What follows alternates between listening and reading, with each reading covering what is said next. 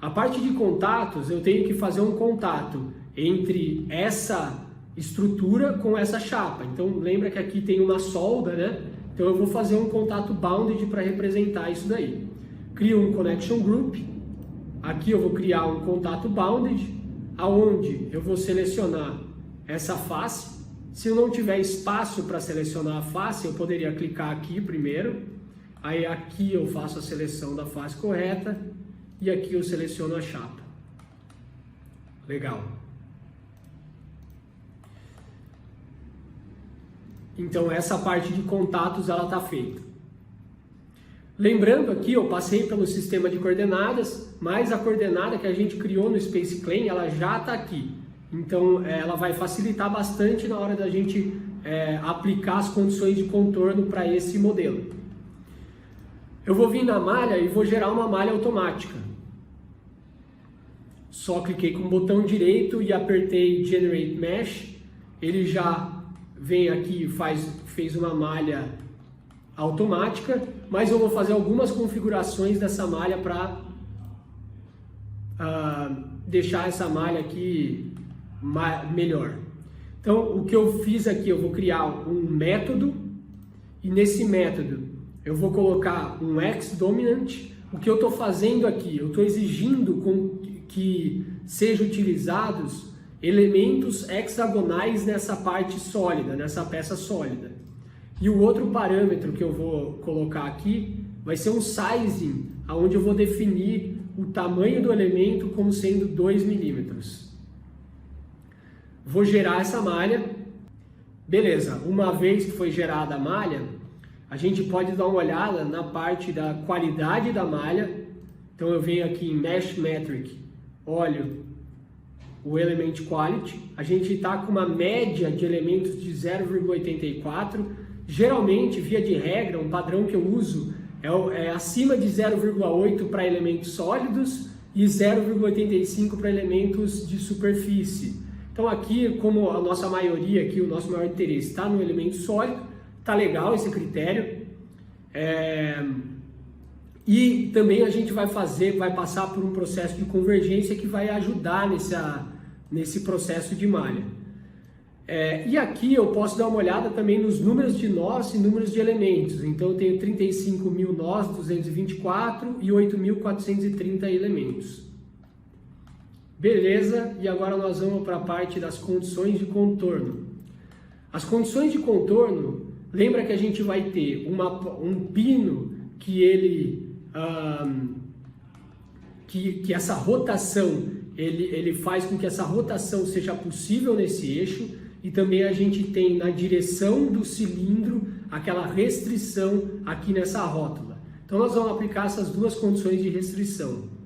Aqui para baixo eu vou aplicar um Remote Displacement. Se eu quiser tirar a malha, eu venho em Display, Show Mesh, eu clico aqui para sair.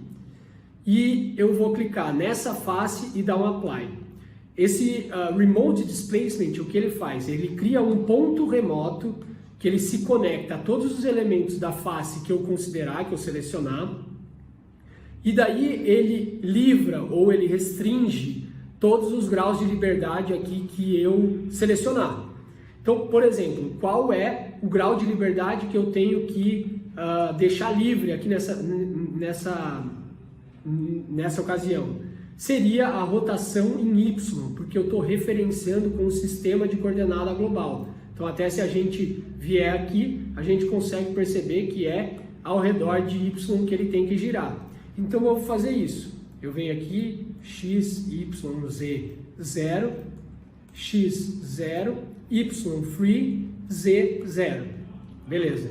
Uma coisa muito importante para se notar, essa bandeirinha, ela representa o lugar do ponto remoto.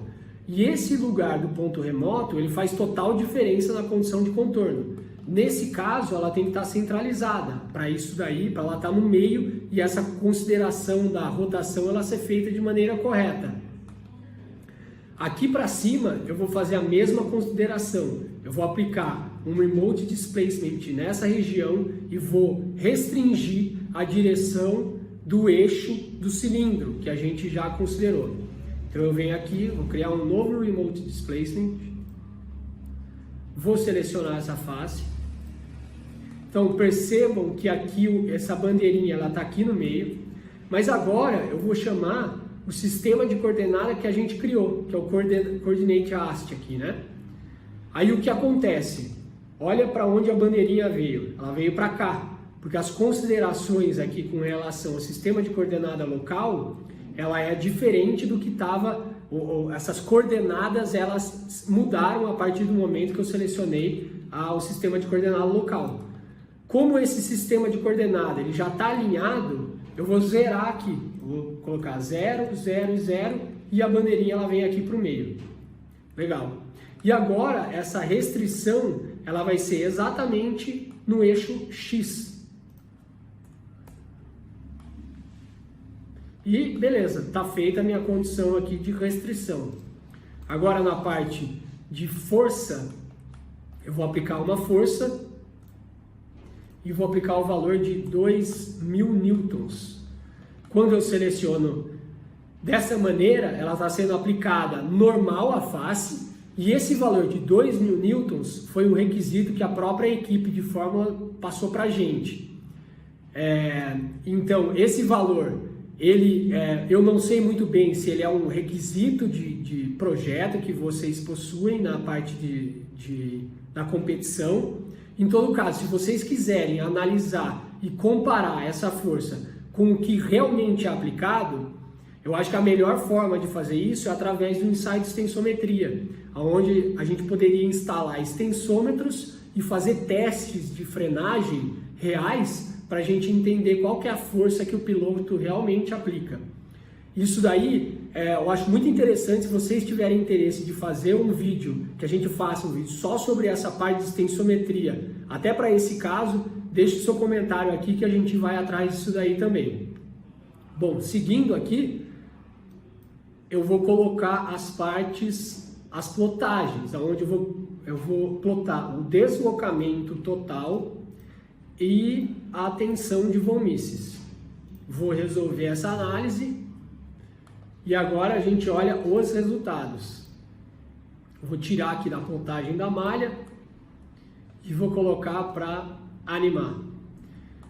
Então a gente percebe que o deslocamento, ele está aqui nessa região, o maior deslocamento é na região da chapa. Esse movimento ele é coerente com uma pisada, né, no breque. E o mais importante de se analisar no resultado do deslocamento é realmente tentar entender qual que seria o movimento dessa peça numa situação real. Então, se o piloto ele pisasse aqui no freio, a pergunta que você tem que se fazer é: será que ele se deformaria dessa maneira realmente? E fazer uma análise crítica com relação a isso. Então, analisando aqui na parte de tensão, a gente percebe que a máxima tensão ela acontece aqui num raio embaixo. Então a gente percebe que está aqui embaixo, com o valor de 330 megapascal.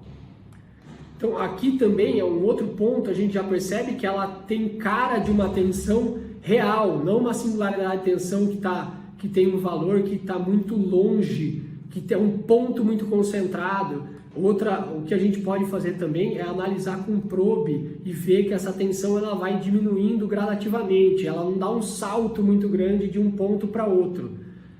E agora o que a gente precisa fazer é a análise de fadiga.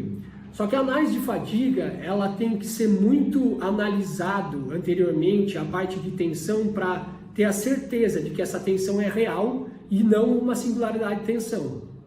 Então aqui a minha sugestão, que é o que a gente vai fazer, é que se faça uma convergência da malha para analisar se esses resultados eles estão coerentes e a gente pode seguir para análise de fadiga.